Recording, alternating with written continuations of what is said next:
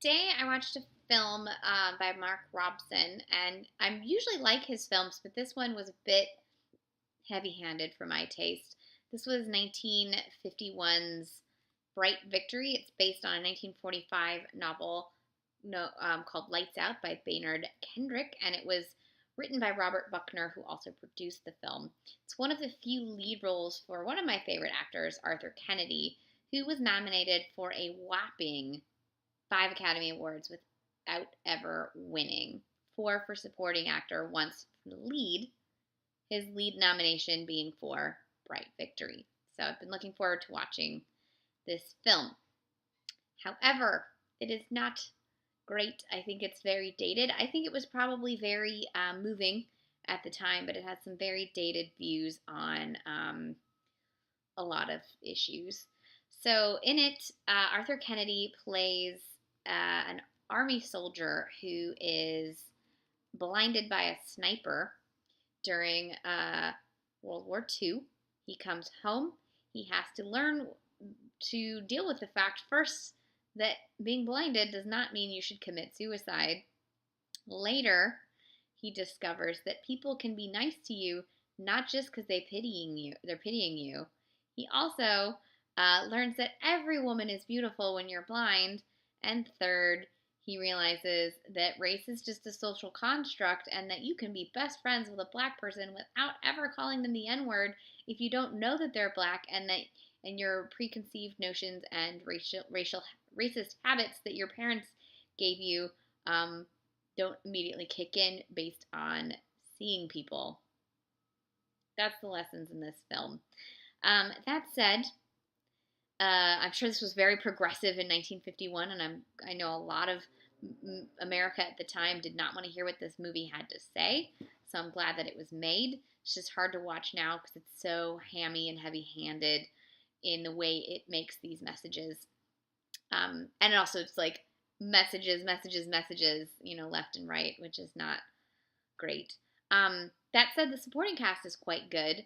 The dowdy woman that he falls in love with is played by Peggy Dow. She's wonderful in this film. Julie Adams plays the woman he left behind during the war. She's as effervescent as ever. And the black man he learns to be friends with is played by James Edwards, one of the first big African-American film stars to really shine in non-stereotyped roles. He is always good when he shows up in a film. So it was nice to see him get some good moments in this film. He's one of those guys that 2 or 3 decades later would have been just a huge star and been in all the movies, but unfortunately he had to trailblaze instead. But it's a good thing he did. Also in the supporting cast are Murray Hamilton, always good, and Jim Backus. You gotta love Jim Backus. According to the internet here, Rock Hudson was in here at some point, but I don't remember seeing him. Let's look at this filmography. Yeah, I guess he was in this. I missed him. I must have blinked in his one scene.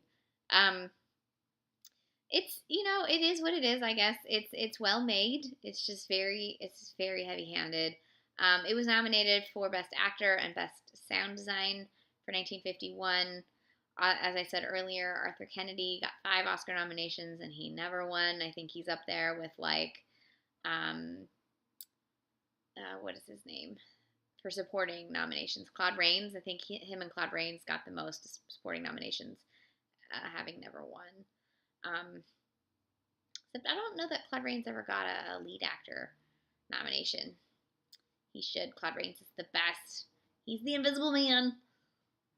That's a song lyric. Okay.